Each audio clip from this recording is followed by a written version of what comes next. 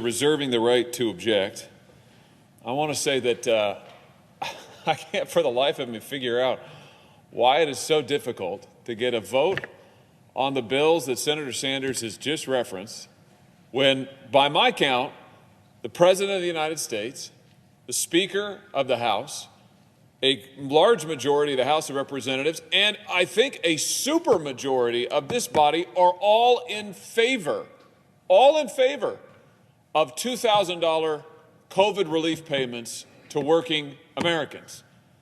Now, we've had some back and forth on the floor today about how we got to the level of $2,000. We all know how we got to that level. The President of the United States said that's the level he supported.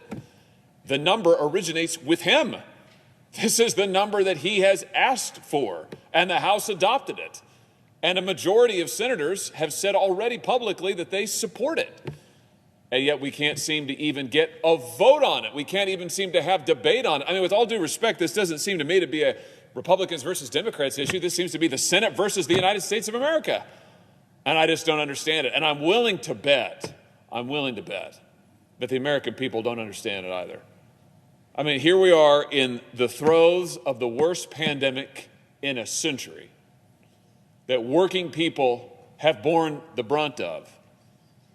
And all that we're asking is that those working people be first in line for relief and that they be given meaningful relief that is only approximately commensurate with the hardships that they and their families have borne. Now, I hear a lot of talk about how we can't afford it. I do notice, however, that we seem to be able to afford all kinds of other stuff.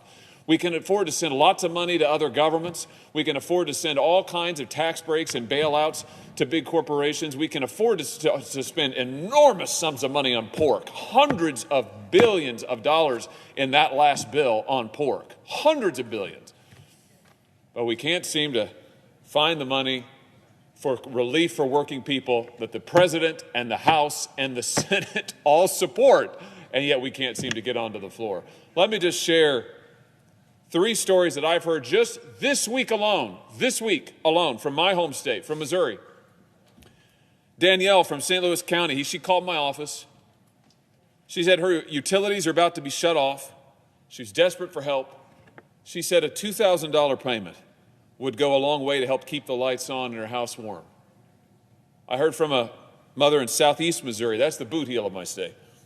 She wrote that her son had lost pay because of his company cutting back hours because of COVID, and that he had himself contracted the virus, and so he'd had to be home, and he was missing work, missing shifts. His family can't make it paycheck to paycheck. His husband, her daughter-in-law, is donating plasma in order to help earn some extra grocery money.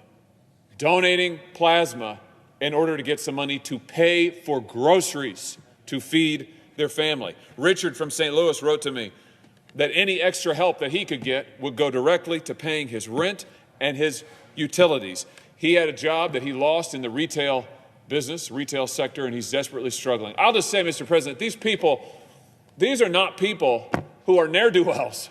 These are working people. These are strong people. These are proud people. And all that they ask for, as I have said many times on this floor before, is a chance to get back up on their feet and to be able to provide for their families. And I can't for the life of me understand why we cannot get so much as a vote on these bills. And so for that reason, Mr. President, I do not object. In fact, I enthusiastically support the measures that Senator Sanders is trying to bring to the floor, and I'd vote for them both if we were given the opportunity. Is there objection?